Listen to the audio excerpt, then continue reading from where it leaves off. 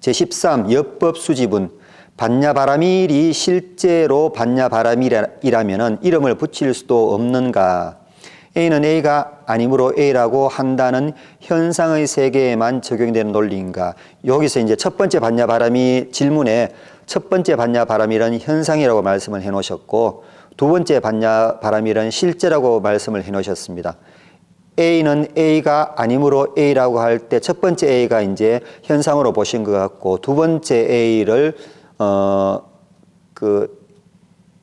진제로서 실제로 보신 것 같은데 이 현상과 실제라는 개념 자체가 서양철학입니다. 만약에 이 서양철학 시각에서 이 문제를 무아사구 A는 A가 아니므로 A라고 한다는 것을 이해하려면은 이게 바로 격이불교입니다. 서양식 격이불교라고 할 수가 있습니다. 서양식 그 사고는 어떤 거냐 그러면은 우리가 지금 보고 느끼고 하는 모든 것은 허상일 뿐이고 현상일 뿐이고 드러날 상일 뿐이고 이것의 실제는 다른 데 있다고 생각하는 겁니다. 뭐 예를 들자면은 에덴 동산일 수도 있겠고 안드로메다일 수도 있겠고 다른 데 있고 그것의 복사판이 우리가 지금 느끼는 이 현상세계다. 그래서 이거는 현상이고 저거는 실제라고 이렇게 가정을 해놓은 상태에서 모든 논리가 전개되는 게 서양 철학입니다. 그런데 불교는 금방 제가 말씀드렸듯이 어떻습니까? 불교의 세계관은 인간이 육根으로 인식할 수 있는 육경 그것만입니다. 그래서 아예 출발점부터가 틀립니다. 그래서 이 질문은 서양 시각으로 철학을 불교 철학을 질문한 것이기 때문에 질문 자체가 성립이 되지 않습니다. 그래서 넘어가겠습니다. 14. 이상정멸분 현대인은 대체로 아상이 없다. 앞서도 말씀드렸지만은 없지 않습니다. 그냥 아상이 없다고 그냥 착각할 뿐이지. 그런데 말세에 아상이 없는 사람이 드물다는 것은 잘못된 추측이 아닌가? 잘못된 추측이 아닙니다. 물어보면 다 아상 갖고 있습니다. 아상에 대해서 개념 자체에도 없는 게 대부분이지 않습니까? 그래서 아상이 없다는 것은 아트만을 고정불변의 실체로 여기는 생각이 없다는 상태인데 단지 나는 아트만을 고정불변의 실체로 생각 안 해 라고 한다고 해서 아상이 없다고 말하면 안 됩니다. 흡사 나는 나쁘게 살지 않을 거야 라고 말하는 사람이 그렇게 말하고 나서는 막 무의도식하고 안 그러면 극단적으로 나쁘게 살지 않기 위해서 막 죽어버리고 그런다면은 그 사람이 나쁘게 살지 않은 겁니까? 나쁘게 살지 않는다라는 것은 노력해서 자신과 타인에게 모범이 되는 건실한 삶을 산다는 겁니다. 그래서 아상이 없다라는 것은 무아사상을 이해하고 그 이해된 무아사상에 따라서 모든 행동을 해나감으로써 번뇌가 일어나지 않는다는 거지. 단지 아상을 내가 안 가지기로 했어. 아상이란 단어는 내 사전에 없어. 그런 단계하고는 틀립니다. 그래서 아상이 없으면 응당 무아를 이해해서 거짓된 자아를 내려놓고 그 자아로 인해 발생하는 모든 집착과 그로 인한 번뇌를 극복할 수 있어야 됩니다. 그렇습니까? 만약 그렇다면 아상 없는 겁니다. 그렇지만은 그렇지 않는 분이라면은 물론 저도 그렇지 않습니다.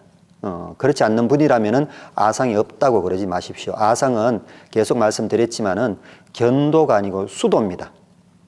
조금만 이 외줄타기 하는 사람이 수십 년을 외줄타기 했더라도 올라가서 조금만 마음을 놓으면은 바로 줄에서 떨어지지 않습니까? 그런 게 무아의 문제고 아상의 문제인 것 같습니다.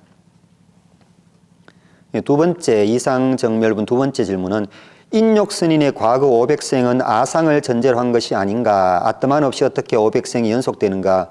이 문제도 이제 불교식 윤회, 불교는 이제 유아윤회, 아트만 윤회가 아니고 무아윤회면서 음력이 윤회를 한다는 그런 불교식 윤회를 잘 이해하시면은 이런 질문이 이런 의문이 일어나지 않을 겁니다.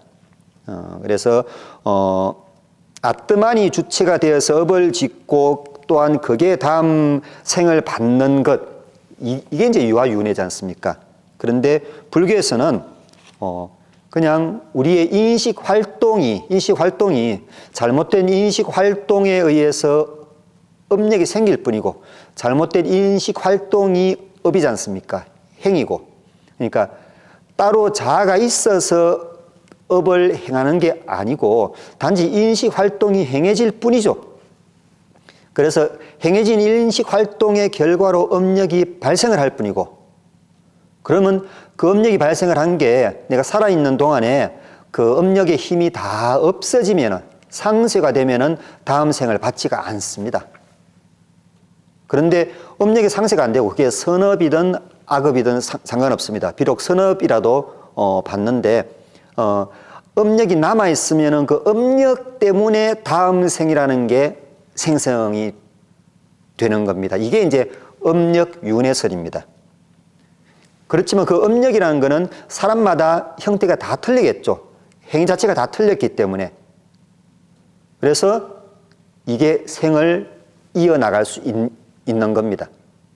요 뒤에 이제 또 요 관련된 말씀이, 관련된 말이 또 있는데, 그때 또 말씀을 드리도록 하겠습니다. 그래서 불교는 윤회가, 그 파동설이라고 그러죠. 호수에 돌을 던질 때 돌에 던져진 돌에 의해 첫 번째 가다 물분자가 힘을 입어서 울렁거리지 않습니까? 그러면은 울렁거린 그 힘을 또 다음번 떨어질 때는 옆에 물분자한테 전달을 해 주죠. 그래서 계속 물결이 이렇게 이어지는 것. 이게 이제 그 불교식 윤회로 보는 거거든요. 그 돌이 물속을 이어가면서 물결을 일으킵니까? 그렇지는 않죠. 단지 물결 파동이 이렇게 에너지를 옆으로 이렇게 전달해 줄 뿐입니다. 15번째 직영공덕분. 산스크리트 번역은 수동태인데 한역은 능동태로 되어 있다. 수동태를 능동태로 바꾸도 내용상 변화는 없는가? 있습니다. 있지만 어떡합니까? 인도는 거진 다 수동태고 한문과 중국어와 우리 한국어 같은 경우에는 능동태가 중심인데요. 하나 예를 들자면은 여시야문 같은 경우에는 우리가 여시야문 이와 같이 내가 들었다로만 번역을 한다고 그러죠. 그런데 한문식으로는 이와 같이 나에 의해 들려졌다고도 번역이 됩니다. 그러니까 수동태로 그렇게 번역이 됩니다. 중간에 조사가 생략이 됐다고 보고, 한문은 능동태로도 번역이 가능하고 수동태로도 번역이 가능하고 동사, 명사, 형용사, 그 부사로 다 한자마다 다 가능하기 때문에 그렇게 번역이 되는 겁니다. 그런데 이제 예를 들자면은 다음 질문에 나와 있는 건데, 이게 우리가 그 육경을 인식한다고 이렇게 얘기하지 않습니까? 육근이 육경을 인식한다 이렇게 얘기를 하는데, 이거는 능동태죠. 인도는 육근에 의해 육경이 인식된다고 그러죠.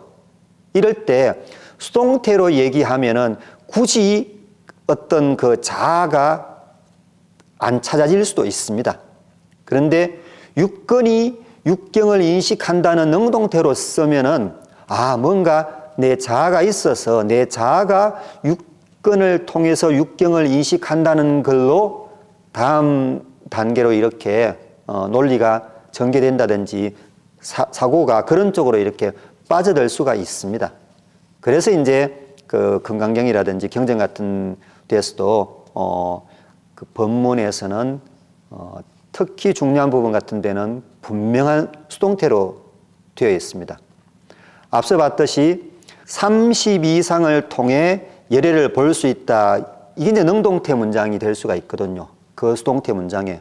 그러면 어떤 문제가 발생을 하냐고 그러면은 우리라는 중생이 열애를 판단하는 게 돼버립니다. 열애를 가늠하는 그런 위치에 서버리고 그러니까 불합리하죠. 그래서 그런 의미에서는 수동태 문장이 더 적합하다고 봅니다. 그런데 근본적으로 그런 생각 자체가 중생사항입니다. 중생사항. 중생은 무조건 부족하다는. 부처님의 가르침은 그 중생사항의 일부는 인용을 하고 그 처음은 우리가 활용을 할 수 있다지만은 근본적으로는 중생상도 버려야 된다고 금강경에 나와 있습니다.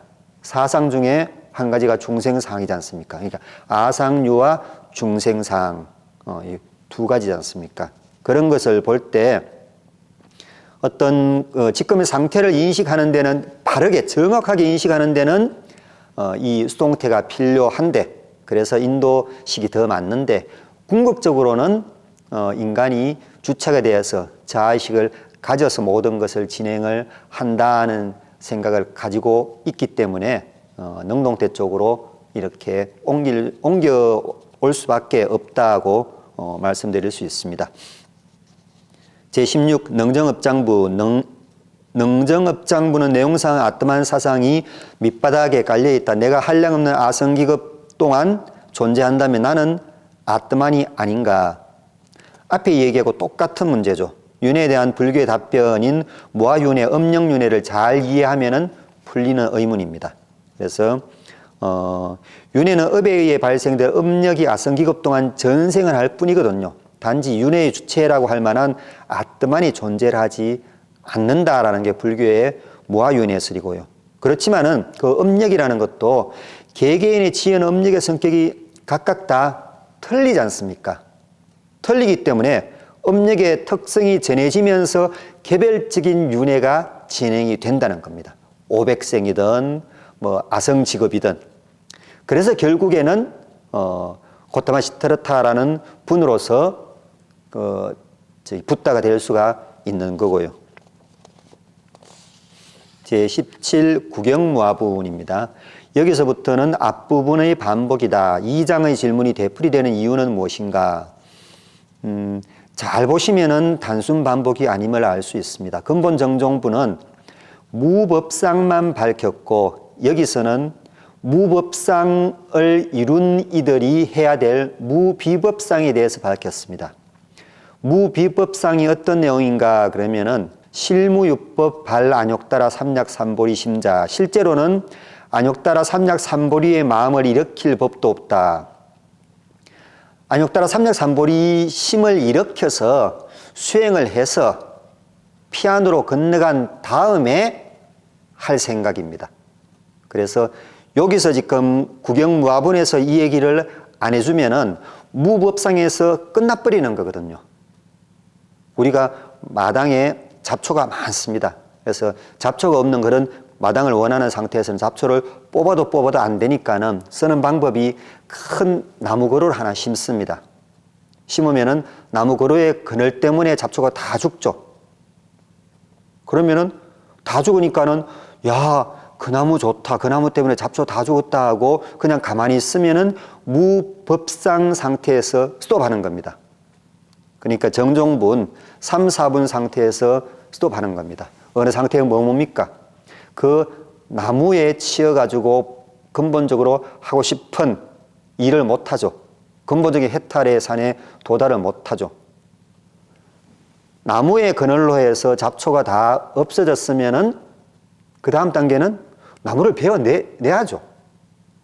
그 나무 심기 위해서, 나무의 그늘을 우리가 얻기 위해서 그 나무를 심은 거는 아니지 않습니까?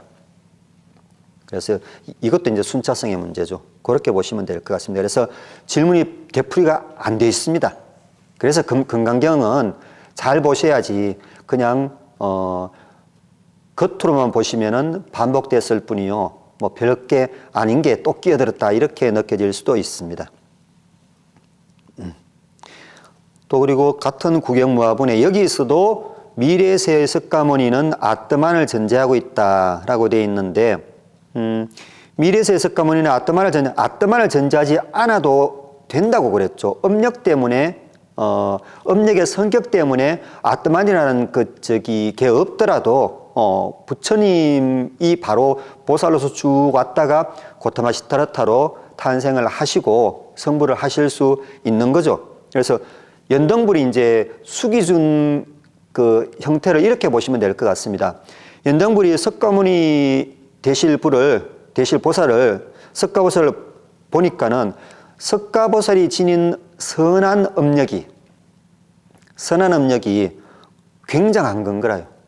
야, 그래서 업력을 잘 다듬어서 다스리면 미래세에 이런 시대에 미래 세상을 구제할 그런 깨달음으로 피울 수가 있겠다. 그래서 수기를 주신 겁니다. 그래서 수기를 줬다고 그럴 때 단지 네가 그냥 앞으로 부처 되겠다. 단순한 그런 내용이 아니고 업력의 성격에 따라서 미래를 짐작을 하시고 그리고 이 시대에 유아법이 횡행해서 모든 만백성 중생들이 고통을 받는다는 것을 알아보시고서는 저기 맞는 법이구나 해서 수기를 주신 거라고 그렇게 보시면 될 것 같습니다. 그런 상태에서는 업력이 문제인 거지, 그리고 업력이 윤회의 동력이자 윤회의 주체인 거지 다른 아ত্마는 따로 필요 없다고 볼 수 있겠습니다. 그리고 세 번째 구경무화본에는 질문이 세 가지 있습니다. 일체법이 모두 불법이다라는 것은 무슨 뜻인가? 일체법이 모두 불법이다. 내 주위에 있는 사람들은 전부 다 나를 해탈시켜주기 위한 보살이다. 절반은 순행보살이요, 절반은 역행보살이다. 역행보살이라는 말을 많이 쓰죠. 그런 의미로 보시면 될 것 같습니다. 모든 법은 불법입니다. 불법은 뭡니까? 고유명사로 부처님의 법이라는 의미가 실은 아니고요. 불법, 깨닫기 위해서 우리가 배워야 되는 가르침이 불법입니다. 그래서 우리가 안 좋은 것을 보고도 그것을 나는 저렇게 하지 않아야 되겠다고 어떤 가르침을 받지 않습니까? 그래서 일체법이 모두 불법으로 활용하면 불법이고요. 거불법이 아니고 안일불자, 법법자, 비법으로 활용하면 비법이고 그렇습니다. 그리고 20번 이색 이상분, 예래가 30 이상으로 볼 수 없다면 현상의 세계 너머에 실제의 세계가 있다는 얘기이다. 이 실제의 세계는 무아요 무상인가? 앞에 말씀을 드렸죠. 현상의 세계 너머에 실제의 세계가 있다는 이야기는 서양철학에서 하는 얘기고, 불교에서는 절대로 이런 식으로 뭐 너머에 뭐가 있을 것이다 라고 얘기는 안 합니다. 왜? 이미 그거는 인지인식의 범위에서 벗어나 버리기 때문에 세계 범주에 안 들어옵니다. 방편으로는 얘기를 할 수가 있지만은 절대로 이런 식으로 논리를 전개를 하지 않습니다. 그래서 그 서양 철학을 많이 배우셨더라도 완전히 내려놓고 불교를 공부하실 수 있는 제로베이스 사고가 필요하다고 할 수 있겠습니다. 그 실제의 세계에서도 무아요 무상인지 또 궁금하시다 그랬는데, 그 실제의 세계라는 것 자체가 알지 못하는 것에, 인식되지 않는 것에 대한 이 논리 전개지 않습니까? 그래서 반야가 아닌, 확실한 그 정보가 아닌 산야에 기반해 가지고 분별을 언어로 표현하는 것을 불교에서는 희론이라고 그럽니다. 우리말로는 말장난요. 그래서 실제 세계가 무한지 무상인지 얘기하는 것은 많은 지혜를 동원해 가지고, 뭐 지혜고 산야고 동원해 가지고 얘기하는 것은 말장난일 뿐입니다. 그래서 부처님께서는 말장난을 하지 말라고 그러셨습니다. 21 비설소설분에 방편을 말한 것이 아닌가? 방편을 말한 게 왜 말한 게 아니겠습니까? 그런데 다만 정법도 설해지고 시행되면 그 뒤에 남는 고정불변의 실체가 있다라고 착각할까 봐, 고집할까 봐, 집착할까 봐 없다고 뒤에 또 떨어버리는 얘기를 했지 않습니까? 그런데 그 방편은 그런 주기가 더 짧다고 보시면 될 것 같습니다. 그래서 정법은 없다, 법은 없다라는 의미를 이해하시면은 이 문제는 충분히 그 이해가 쉽게 될 것 같습니다. 그리고 22의 무법가덕분에 안욕따라 삼약삼보리는 어떤 상태인가? 안욕따라 더 이상의 아무것도 없고, 그리고 삼약 고정불변의 실체로서가 아니고 상대적인 적절함을 지닌, 삼 이미 깨달은 열애와 동등한 어떤 그런 보리, 깨달음의 상태, 이게 이제 안욕따라 삼약삼보리거든요. 그래서 이 안욕따라 삼약삼보리도 무아법도 연기법을 기반으로 했다고 제가 말씀을 드렸습니다. 그래서 어떤 상태에 있어서 가장 좋은 깨달음이 있다라는 말은 가능한데, 이것저것 따지지 않고 무조건 좋은 깨달음은 없습니다. 없기 때문에 안욕따라 삼약삼보리 할 때 삼약이라는 말에 이제 그게 들어가 있어요. 연기법의 의미가 들어가 있습니다. 그래서 삼약이라는 말에 어떤 상대적인 적절함, 그런 한문으로서는 발을정자로 번역이 됐는데, 본래 의미는 적절한이라는 삼약의 그 적절함이라는 그런 의미로 되어 있습니다. 그래서 뭐 비유를 들자면 이런 비유 자체도 희론에 속하겠지만은, 연등불의 삼약삼보리와 안욕따라 삼약삼보리와 석가불의 그것과 미륵불의 그것이 똑같겠습니까?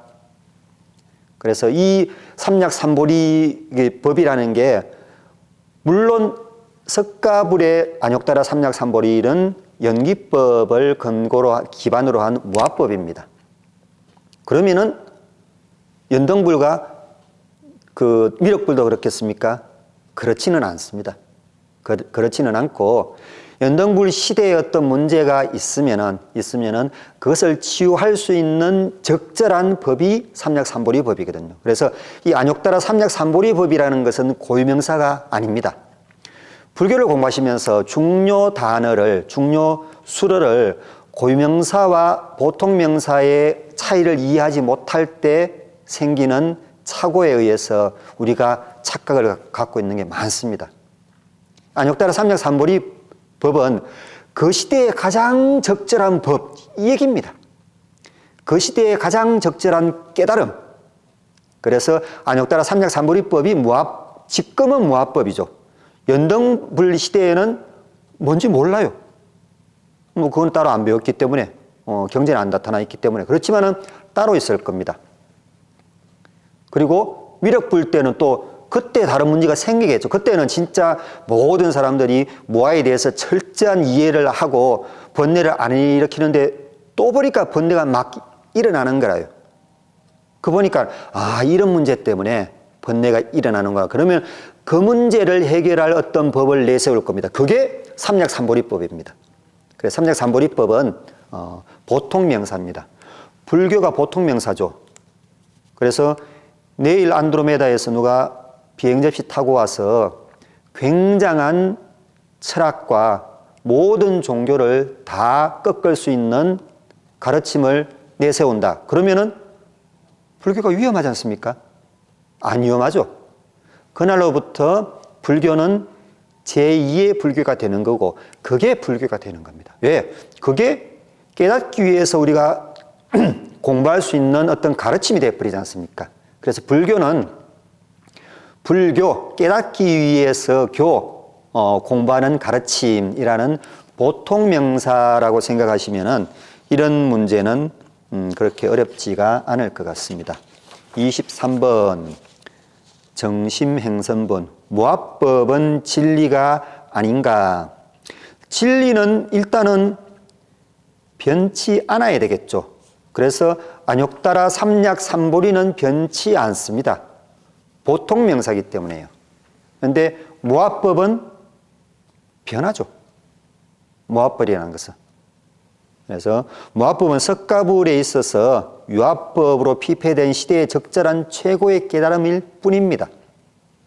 그래서 무아법은 진리를 깨닫기 위한 도구일 뿐이지 그 자체가 진리는 아닙니다. 그래서 무아법 자체가 진리는 아닙니다. 만약에 이게 진리일 것 같으면은 석가불 시대에도 무아법으로 뭔가 다 이루어져야 되고, 그렇지만은 그럴 수가 없는 게 그 위에 보통 명사로서의 무아법을 이렇게 감싸고 있는 게 안욕따라 삼약삼보리법이다라는 것을 이해하시면 될 것 같습니다. 그리고 24 복지무비분, 복덕의 비교에서 칠보공덕이 개송봉덕보다 못하다고 한다. 현실과는 다소 어긋나지 않는가? 저도 오늘 당장 제 통장에 합법적으로 1조 원만 입금된다면 성녀 생활 접는다? 현실적으로는 상당히 예스입니다. 왜 그렇겠습니까? 왜 그런 생각을 아직까지 못 떨치고 있겠습니까? 해탈해야 된다고 하는 데 대한 해탈 그 자체에 대한 인지가 우리가 없습니다, 실은. 많이 없습니다.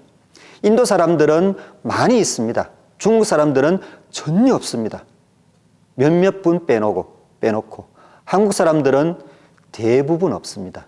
그러니까 그 가치에 대해서 알지를 못하기 때문에 통장에 1조 원 들어오면은 당장 아무것도 안 하고 성녀 생활 안 한다는 생각을 떠올릴 수가 있는 겁니다. 예를 들어 이런 그 비유를 들어 제가 말씀을 드린다면은 돈의 가치를 모르는 두 살이나 3살 애한테 5만 원짜리 지폐하고 좋아하지만은 엄마가 계속 조금씩밖에 안 주는 초콜릿하고 준다면은 뭘 덥석 집겠습니까? 초콜릿을 집겠죠. 5만 원을 집는 게 아니고. 왜? 5만 원을 가지고 밖에 가면 초콜릿을 한 상자 산다는 것을 알지 못하죠. 그거하고 똑같습니다. 이 해탈이라는 것도 한 번 들어서 알 수 있는 견도가 아니고 그것을 이해하려고 해도 잘 안 되는. 왜? 이해하려고 하는 그 생각 자체가 해탈이라는 그 카테고리 안쪽에 있는 결함을 지닌 존재일 뿐이기 때문에요. 인도인의 생각으로 풀이를 한다면 그렇습니다. 그래서 그 해탈의 가치를 알지를 못하기 때문에 당장 우리한테 확 와닿는 초콜릿을 집습니다. 확 와닿는 칠보공덕을 우리가 더 귀한 거라고 그렇게 생각하는 게 현실입니다. 현실이라는 말은 맞습니다. 왜? 중생의 현실입니다, 이게. 불보살의 현실이 아니고. 화무소화본 제25입니다. 심리에 투영된 세계와 실제 세계는 다르지 않는가? 이렇게 질문이 정리가 돼야 될 것 같습니다. 심리에 투영된 세계라는 것은 뭐냐 그러면 우리가 육걸에 의해서 인식된 육경을 심리에 투영된 세계라고 할 수가 있겠죠. 그리고 비록 무상하게 이렇게 변하지만은 순간적으로 막 이렇게 변화를 겪지만은 실제 세계는 실은 따로 있죠. 육경은 따로 존재를 하는 거죠. 그래서 따로 존재를 하는 육경과 내가 육근에 의해서 인식을 한 그 육경과는 차이가 있습니다. 그 예를 하나 든다면은 내가 어떤 사람이 있다. 10년째 만나는 사람이 있다. 그러면은 그 사람에 대해서 100% 다 압니까? 알지 못하죠. 그 사람이라는 것은 이 실제하는 세계거든요. 그런데 내가 그 사람에 대해서 아는 거는 내 심리에 투영된 그 사람일 뿐입니다. 내 심리에 투영된 세계일 뿐입니다. 친구라고 믿었는데 30년 지기라고 믿었는데 결국에는 사기꾼이었다. 안 그러면 결국에는 어떤 위대함을 숨기고 있는 부처님이었다. 그럴 수 있지 않습니까? 그래서 심리에 투영된 세계와 실제 세계는 다르다는 요 개념에서 불교의 세계관이 형성이 되는 겁니다. 모든 종교와 신앙에서 받는 질문인 세계란 무엇입니까? 나란 무엇입니까? 할 때 나는 없는 것이 존재하지 않는데 우리가 있다고 착각하는 무엇이다. 육건의 인식 활동이다. 이게 이제 나에 대한 불교의 대답이고요.